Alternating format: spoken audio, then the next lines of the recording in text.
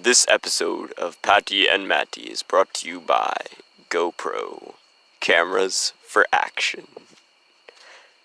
Hey, what's up guys? This is Patty. I'm Matty, and tonight we're going to be discussing the new breathing addiction that has been ruining our youth. Yeah, breathing is like this new trend or something. The cool kids do it. It's plaguing our youth, and we have three people involved with this. We have breathing addiction expert Michael. Hey guys, good to be here. We have current breather Peter. Hello, thanks for having me on the show. And we have Peter who quit breathing. Thanks, guys. Okay, so first question, Matty? You know, there's a lot of questions I want to ask. And right now I'm just thinking, I remember when we used to be addicted to eating dirt when we were kids. Wait, you ate dirt? Did you not? No, okay. First question, for Michael, how long have you been studying breathing addictions? Well, I've been studying breathing addictions for about past 15 years. Ever since my nephew, he got into breathing about that time, and yeah, poor guy. It was rough. He was with some friends one night at a party, and one of them took a breath, and the rest of them thought it was cool, so they took a breath, and soon they were all breathing all over the place, and it didn't stop there.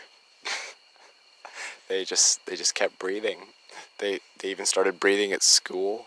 They were breathing at home. It was terrible. They were just... I had to cut you off there. Okay, so our next question is for Peter. Which one? I think we've got two of them. That one. What's it like breathing? Well, you know, it's really this horrible feeling, though. You just have to do it. There's like something about you that's making you. It's something that becomes a part of your life, and you just can't take it out of yourself. Okay. Yeah, that's the science. I mean, my nephew's is that bad. I mean, he still hasn't quit. Okay. Next question. For Peter with the glasses. How did you quit? Well, I always had the help of having asthma since I was born, and that's been kind of a urge, and I couldn't stop if it wasn't for the asthma. So asthma helps you quit. Yes, it does. Very much so. And if I could interject there, I'm working with a group of researchers. Maybe you can. That are governmentally funded, and we're working on a drug that actually gives you asthma, so you can stop breathing by becoming if you're physically unable to breathe, turns out it's a lot easier to stop breathing. So that's something we're working on, and there's a lot of hope for this product. Another question. On a scale of 1 to 10, how would you rate breathing when it comes to addiction? Personally, I've never experienced breathing, but I know some studies show that it varies. Oftentimes, it tends to be more of a 10. Current breather Peter, how would you rate your addiction on a scale of 1 to 10? How hard is it to quit?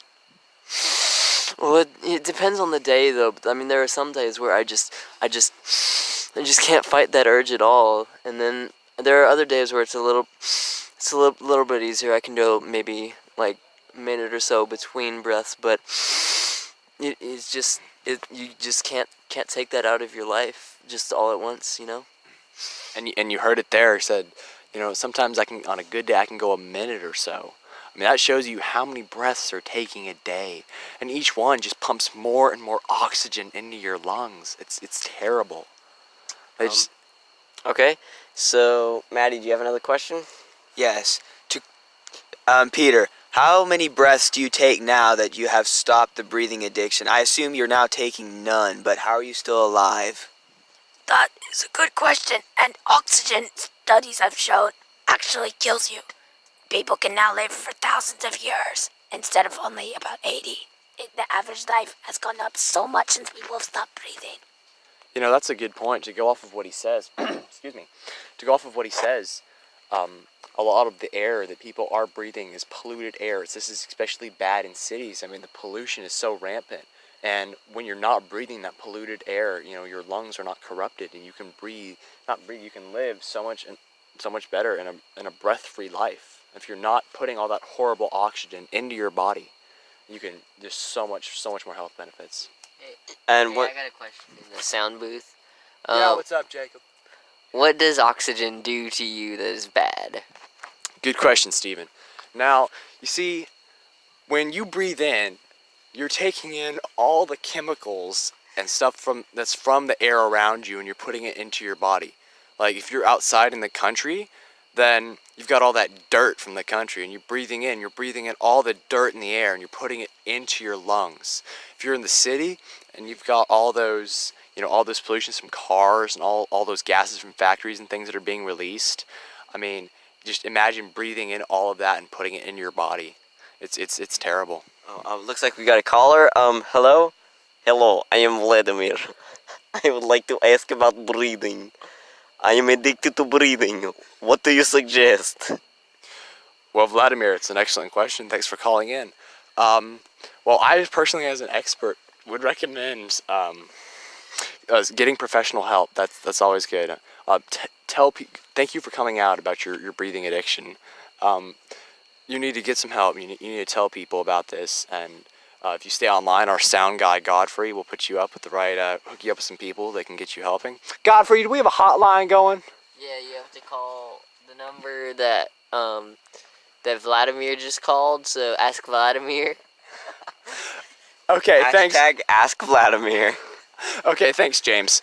Yeah, Vladimir, back to your question. Get professional help, and for advice and stuff, we're lucky enough to have a former breather in the audience. Maybe he can give you tips on how to quit. Well, it's not too simple. It is very, very complicated. But a good start is to put a gag in your mouth and just stuff it down your throat.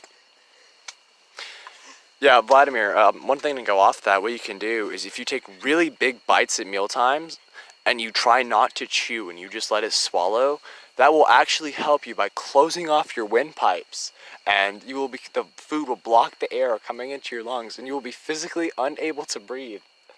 That's a great way to start. I would recommend doing that. All right, thanks for calling. Yes, thank you. I will try that. Okay, so next question, I got one. So, we have to inhale our food. Well, no, because inhale has bad terms that are related to breathing. When you say inhale something, that generally means to breathe. I'm saying what you need to do is you need to stuff it down. Like if you can get like a sandwich and you crumple it into a ball, take the fork and push it down into your mouth all at once. That's a great way to cut off your air supply. Hey, I'd like to ask our expert a question. Hey, what kind of foods would you suggest stuffing down your throat? That's a great question, Alexander. I'm not sure, as I've never actually tried it. I just read the stuff, but we have a former expert here. Hot buckets always do it. If they're scalding hot, it just closes your windpipe so quickly. So, I highly recommend hot buckets if Vladimir is just listening. okay, so our next question is for our current breather. Why don't you try any of these? You know, these are all great suggestions, you know, and I think I'm gonna have to try some of these when I get a chance. It's just, this is really, opening. I'd never been exposed to any of these ideas before, so yeah, there's some great ideas being thrown around here. Yeah, hi, we got a caller now. His name is Jake.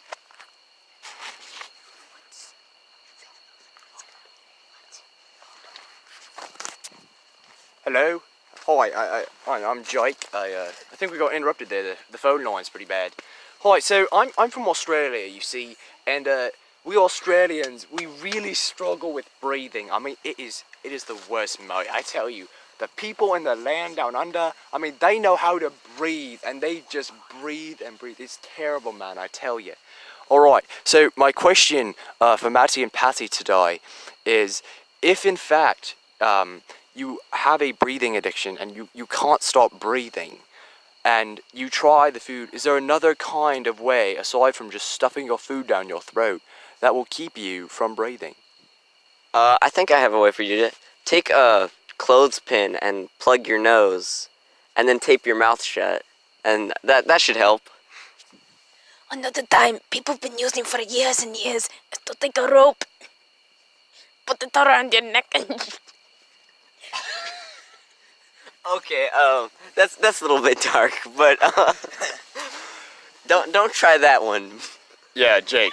Hey, thanks for calling in, buddy. We're here for you. Remember, get professional help with your breathing addiction. Our sound guy in the booth, Paul, he'll get you hooked up with some people.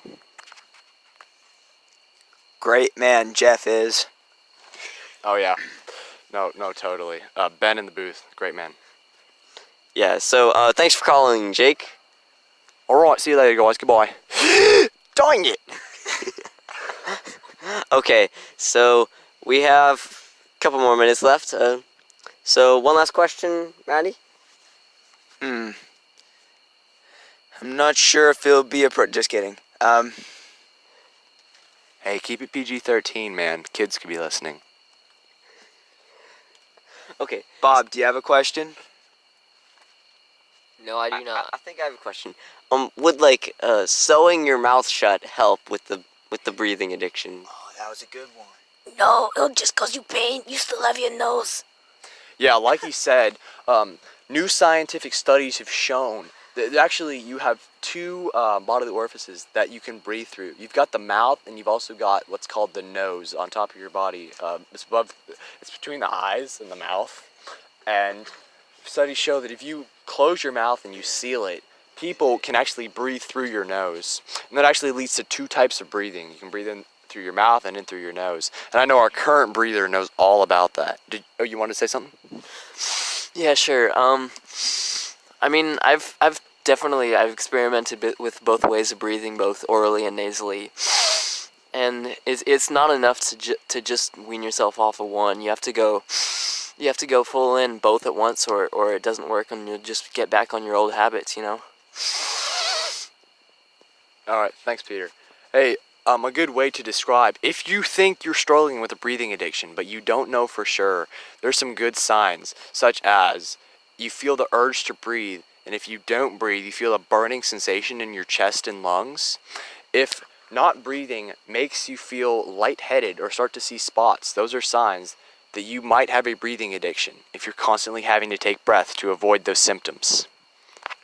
Okay, I think that's all the time we have. See you guys next time on After Bedtime with Matty and Patty. Don't forget to stop at Burger King.